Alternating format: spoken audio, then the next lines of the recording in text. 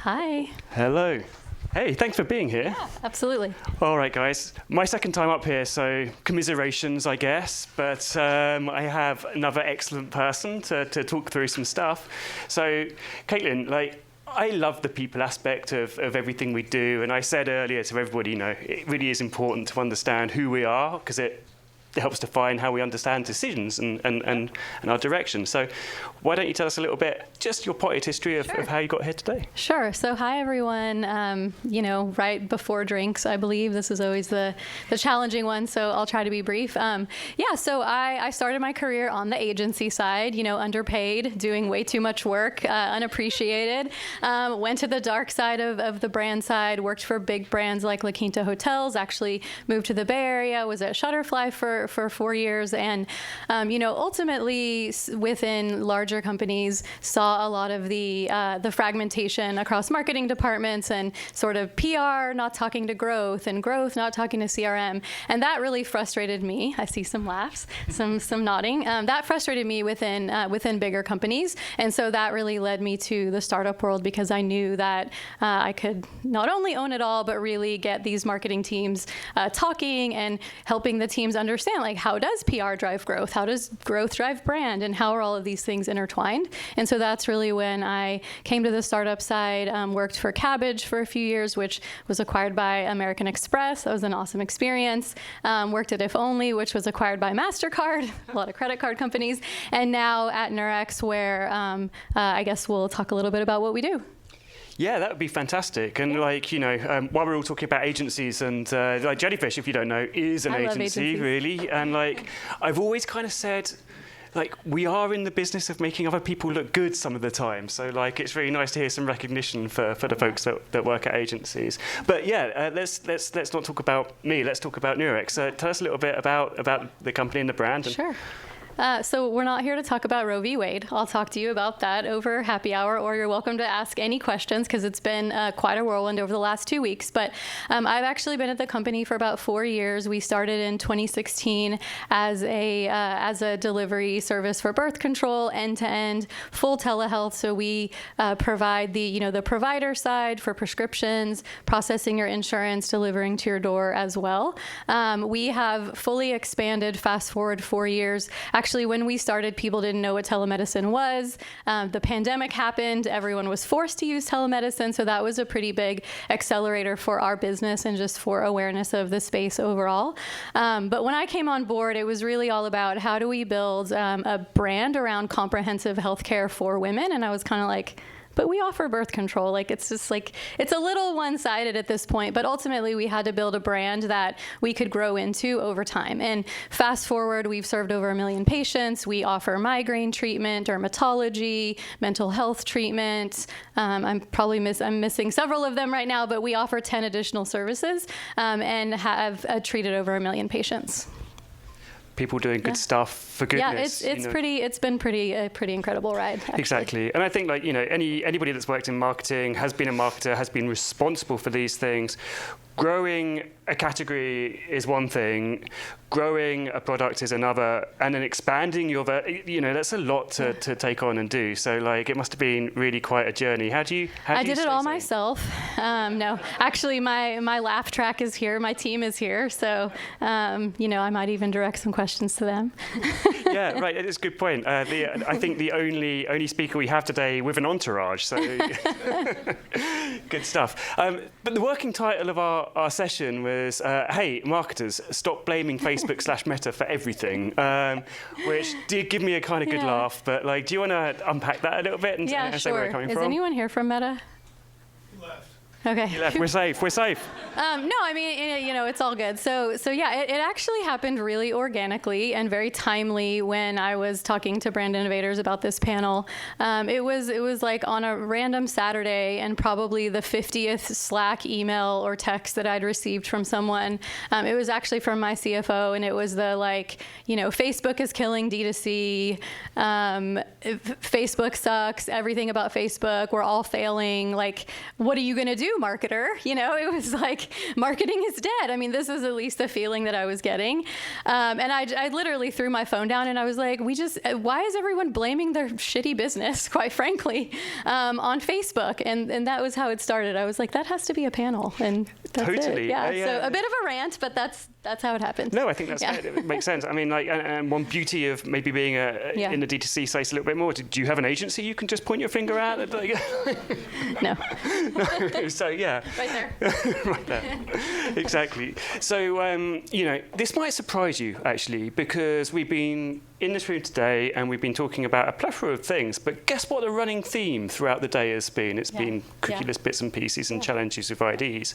Now, I still think it's valuable to talk about this a little bit because earlier on when we started to see this pattern emerging about blockers and people clearing cookies and then the announcements and changes in the industry, I was a little bit apprehensive for a little while that we weren't embracing change or doing much, and it wasn't helped by companies pushing back dates of things being deprecated and not being that certainty. But sitting here today, I think it's actually cathartic and great that we're all addressing it, and it's an industry problem. Like, we've got to kind of share our experiences and our thoughts. So how has this affected what you're doing and how you're how you're operating today? I'd love to hear the Katelyn. Yeah. So I could go on all day about this, but and another sort of, I guess it could be a bit of a rant, so I won't go in that direction. But Aaron, we were just talking about how, as marketers, we have to work harder. My husband is actually VP of marketing, so we're a marketing power couple, if you will. This is kind of all we talk about. But we always talk about how the marketer literally has the hardest job in the entire company, because we not only have to drive the business, help build the product, bring in the customer, and guess what? If none of those things happen, there's no business. Okay, end rant.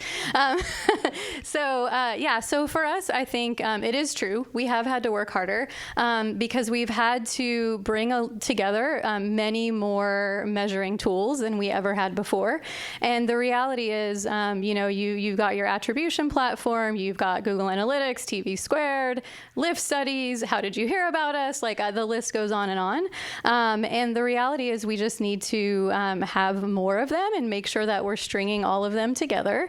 One thing that we had talked about is that, if one platform is showing that a particular part of TV media is performing well, it probably is also performing well in another platform, but the CPA, there might be some things about it that look a little bit different, but that ultimately drives us to say, okay, this thing is doing well, and then bringing that art of the science side to the table to make those decisions. And so that's one thing. I would say the other thing is, and this is for, Nurx, I think, has always done a pretty good job of this because we're healthcare and we do capture the patient and the patient information, the healthcare data, the phone number, et cetera, from the very first interaction we have when they show interest. So we're able to use all of that data to send email, to do SMS, to do browser notifications.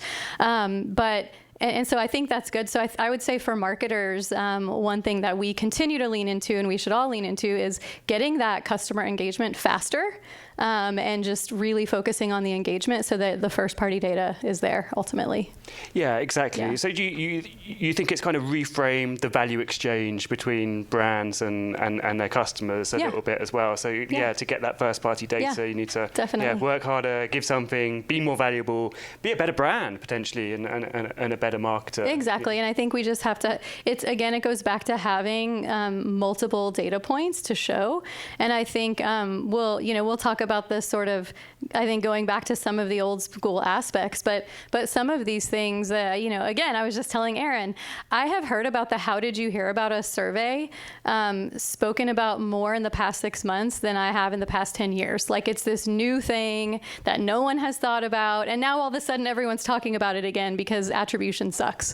So I do think we have to kind of go back to some of those basics. Right, yeah, we said look back to look forwards, or look back to go forwards, and never a truer word said. And I think, if I'm being hypercritical about some of the practices and processes that we've done as marketers, over the years, and if you start to ask, I don't know, some of our data science people, for example, if you said to them, hand on heart, can you map a one-to-one relationship from this ID to this ID, and can you do that across over 80% of the universe of your customer base? The answer, quite frankly, is no. So, like, did we ever really get to this? And it's always been no. It's always been no, right? It's not like that's new. Yeah, exactly. So I think it's good. I think it's good for the industry. I think it's good for brands and consumers and relationships. And hey, maybe that was a starry-eyed dream, and maybe the pendulum just swung a little bit too far. But one thing that we spoke about is how that's forced you to think about other things, and particularly how you maybe go to market and looking at things like channel mix. And like I was like nodding along when Aaron was talking, and I think there's a marked difference between looking at shiny things and chasing stuff. That's on maybe one end of some spectrum, but having a well thought out, balanced mix that serves all your purposes as a DCT marketer is really the sweet spot. Absolutely. How's also, that panning out for you? Nothing new, but yeah. So we've been focusing on diversifying the marketing mix since I came to Nurx. I would say we're doing a much better job of that now than we've ever done before. Not necessarily in the wake of iOS, but it sort of happened at the same time, but leaning into not only new channels, but embracing the creative side of those channels and really thinking about how to blend organic with paid. So Nurx is a D2C brand. We're a startup. We don't put a ton of money into what you would call solely brand marketing. So we made a decision a year and a half ago that we were really going to lean heavily into social, in particular influencers, and this was going to be a core part of our organic marketing.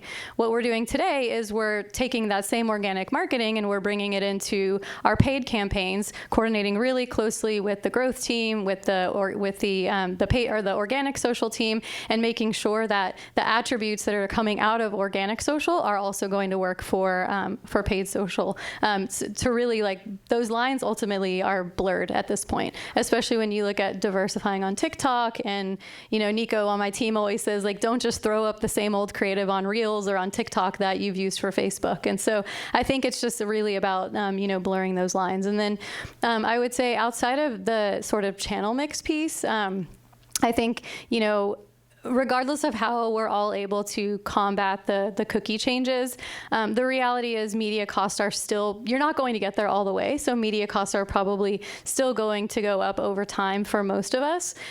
So I think we've done a great job, and I think marketers need to continue to do this, which is partnering with your product team, literally building the product roadmap alongside them for growth. Because ultimately, how are you going to combat CACs? It's either spending less, getting more organic, or driving. I was actually going to talk more about LTV and average order value, but I think Aaron said it well. How do you get more value out of the customer? So just really partnering closely with the product team. So we do a lot of that. We think about how do we get. We're a subscription business, so that and the vast majority of our business is focused around birth control. So fortunately, we have a very high retention rate. But what matters is, now that we have 10 additional services, can we get you more? Can we get more from that first order when you come to us? That is not something that marketing can build, but it's a huge piece of what goes into our ability to spend more, to drive more LTV, so that we can offset those increases on CAC, which again are not just driven by a post-iOS world, but are also driven by growth and other factors. Yeah, that makes a ton of sense. And I think there is obviously a special art with blurring those boundaries a little bit, making sure that in doing that there's more kind of synergy and it's a little bit more seamless as a consumer might move between those stages. And I think largely a lot of people in the D2C space get to do that in a more free-flowing way than maybe more older, mature, traditional brands that have these processes, these ways of thinking about the consumer journey. And we even talked about how you can even work with creative across platforms and channels, and as a little company called Spaceback, local people. Yeah, I checked them out. It looks cool. They're interesting, really, right? Cool. They're good people. We know them, but they just take social posting, creative, put it in a display environment, but they bring through the engagement metrics, so it sort of validates things. So from your point of view, then, when you're looking at blurring those kind of boundaries, does that like impact how you plan? Like, how does that? Do you consciously do it, or does it just kind of happen? I think it's more about the fact that, I mean, not that people ever really wanted. No one ever said, "Oh, I just love watching ads and I want to look at ads all day."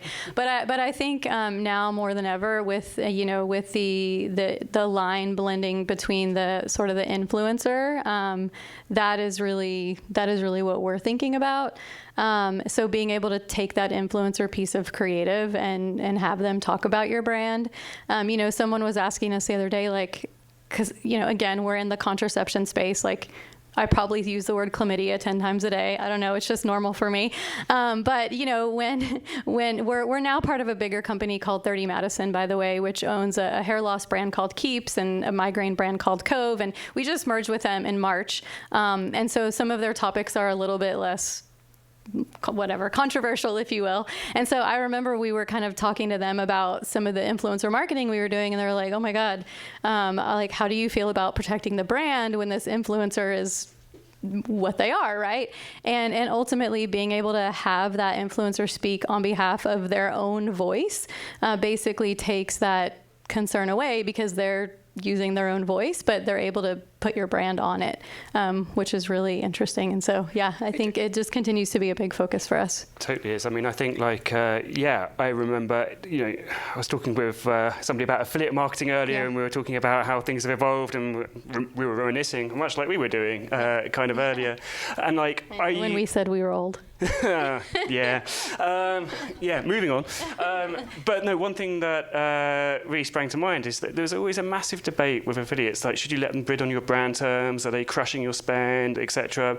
And I guess the influencer things are kind of evolution of that. But actually, if you've got somebody that's authentic, who's kind of advocating for your brand, like, what better, more natural thing could you ever ask for? And particularly in your field, I suppose. And that's wonderful. Yeah, I'm glad you're bringing that up, because we didn't talk about this ahead of time as much. But we're also looking at other ways to continue and basically keep that influencer flywheel going. So it's not just like a one and done or an ad that's going to phase out. We're working to also make our influencers affiliates. So how can you start to, we talked about old school marketing as well, but like, don't forget about there's a lot more to squeeze out of these tried and true channels. And that was kind of one idea that we had to do that. So, yeah.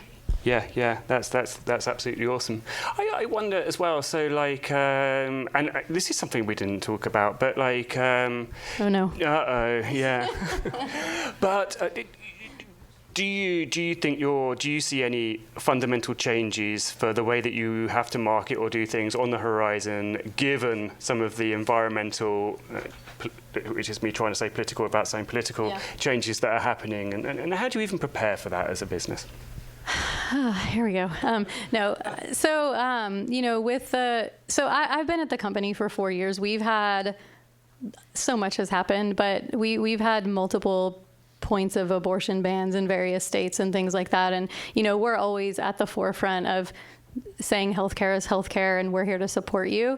And so that was really no different. Many people in the company kind of knew they knew what was going to happen. I still held out a lot of hope that it was not was not going to be overturned. But we were ready. I mean, we kind of did what we always do. So we wanted to support our patients with education, telling them what they can do, that we have services for them. We immediately lowered the price of emergency contraception. We actually gave quite a bit of it away for free, and we wanted people to know that we were there for them. We also did a ton of education from our providers around prevention, and put that all through all of our channels.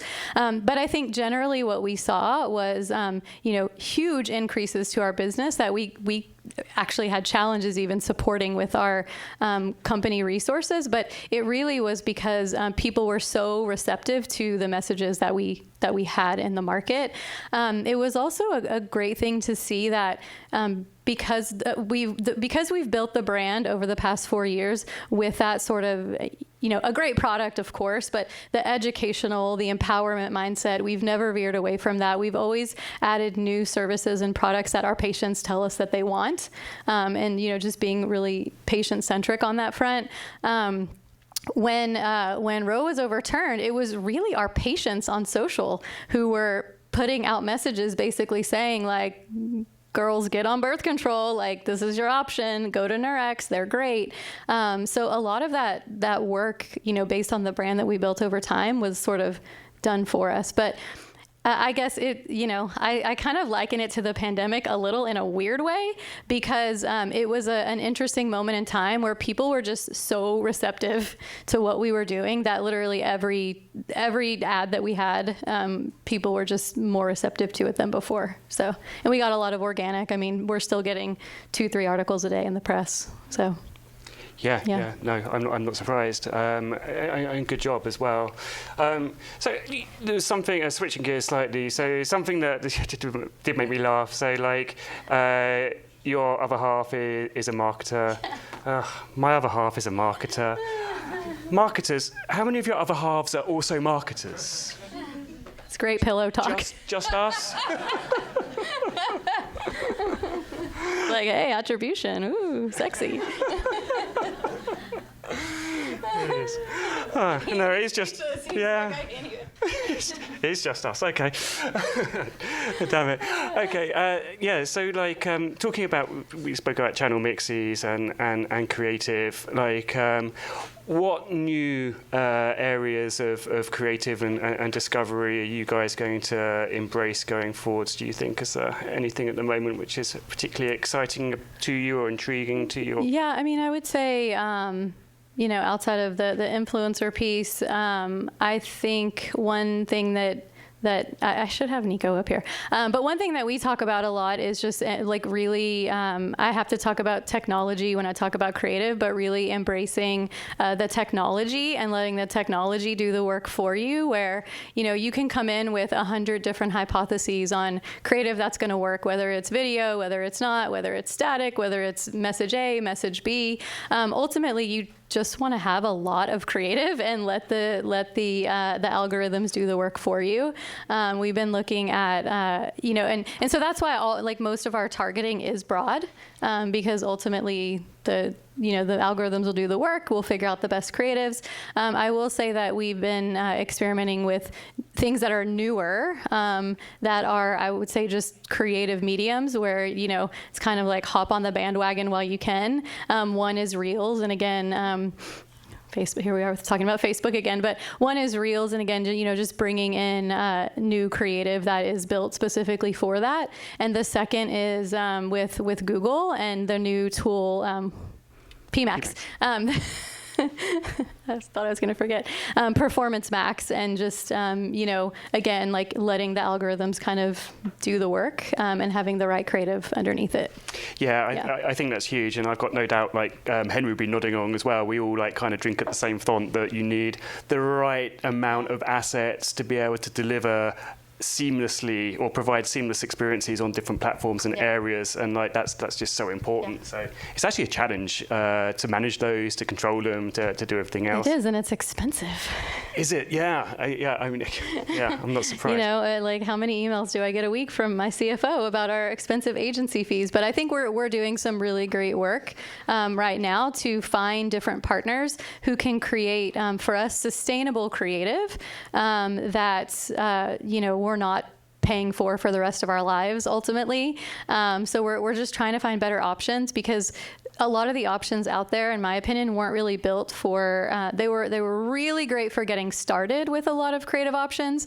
They were not so great when you are like really, really scaling up, because then you just, like, the checks you're writing every month are getting bigger and bigger and bigger. And then ultimately you don't even own your own creative. And so we're trying to kind of get back to basics where we can still have, a broad array of on-brand creative that we're not paying for forever. Yeah, no, makes a lot of sense. And another piece that a lot of people have spoken about today as well is like the in-housing part and like what that kind of looks like and what your agency mix is. And like, I've got to say, as an agency person, actually, I totally support in-housing. In fact, we've helped in-house dozens of brands on some capacity, and it's refreshing, it's great, does share that accountability. So at Nurx, it's a hard phone call to have with the agency, though, I will say. Oh yeah, I bet it's a bit like breaking up, but but like yeah. So how what's in-house, what's not at Nurx? So most of what we do is in-house. We use an agency for search, and I will say we have used them as an extension of our team. But that does mean sometimes they get the work that we don't want to do, or we're experimenting with something and we just literally don't have the arms and legs to do it. We are working on and have just recently brought someone in-house to take some of that on, just because as we have scaled into more and more services, some of our campaigns are extremely straightforward, and it's just like fees on top of fees on top of fees. And so we know that we can start bringing some of those things in-house. But I liked what Aaron said, actually. Like if I could do this same thing with one or two people, it definitely should be a consideration. We've looked at it with affiliate, we've looked at it with some other areas, but I think where the risk comes in is really when you start to think about, okay, what if Roe v. Wade gets overturned and we all of a sudden can actually pull back our budget significantly because we don't need to spend, then you're staring at two people or three people who you brought in-house to do something specific, and you don't have that flexibility. So I think it's really important to just make sure if you are bringing in-house that you know that it's like a solid, always on, people are going to have enough work to do kind of thing. Yeah, 100%. Yeah. And I think, there's always a pro case and a con case for in-housing, and like the art of that is working out exactly where where your brand, your company falls in that spectrum and what it needs. But that elasticity that an agency can give is important. So I don't know, I think, bear in mind I'm an agency person, so take all this with a pinch of salt, but I'd kind of keep an agency close-ish, even if I had gone through that journey, just in case, and also for some of the strategic bits and pieces. So I think in some cases too, though, it's important to think about the fact that sometimes you want to go the other way. Like we've been managing a lot of things in-house for a very long time. And, sometimes you get to the top of the mountain and you're like, are we at the ceiling? We don't really know. We think we've done everything we can. Bringing on an agency where, we're looking at this agency and they're showing they can give us, a 20% lift, and maybe we believe it. That it's really hard to go the other way because you're going from zero to a lot more money. So, but sometimes you should do it. I wish there were better ways to test into it. Maybe you could help us figure that out. Oh, absolutely. Absolutely. But it's not a perfect science for sure. All right, we're kind of coming up towards the end of our time together, which is a crying shame for me. But what I asked Matt, who I was talking to earlier, this as well, and we spoke about it. Like, what are a couple of little nuggets, pieces of advice that got you to where you are today, and that maybe you'd impart to our friends here? Let's see. I can't remember what I said yesterday. Oh, I know. So, very early in my career, I was fortunate enough to start my career in digital and performance marketing, where I owned very large budgets at a very early age. But because I owned those budgets, I was working with the most senior people, even within very large companies. So my advice to most people is, like, if you can own as much of the budget as possible, you will always have a seat at the table. Another is, actually, again, Aaron, I thought what you were saying was interesting. I certainly try to open myself up to having conversations with vendors when they do reach out. I try to even set aside a certain number of days aside every month to having new conversations, because you just never know if that random sales dude is going to be, someone that you're working with in the future, or they're going to bring you a great idea that maybe you don't actually work with them, but the idea was really great and you end up executing it in your own way.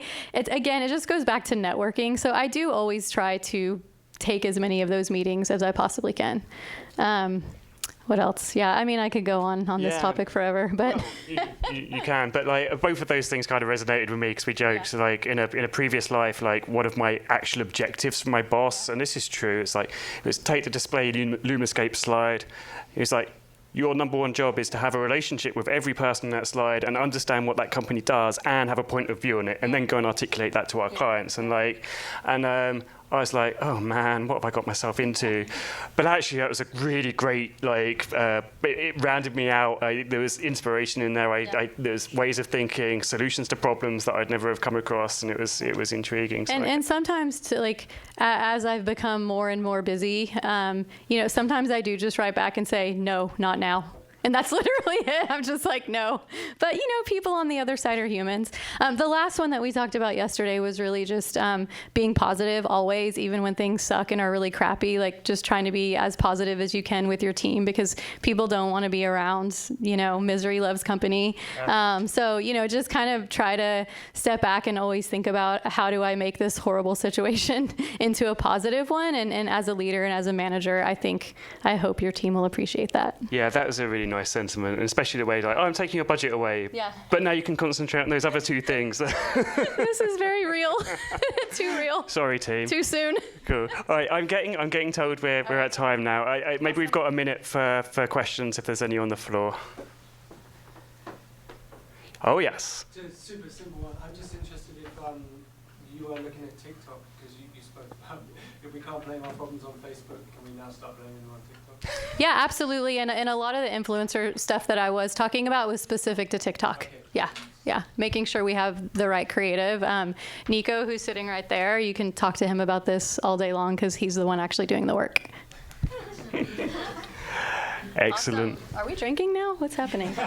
Yeah, maybe. Yeah. Hey, thanks so much for being so wonderful.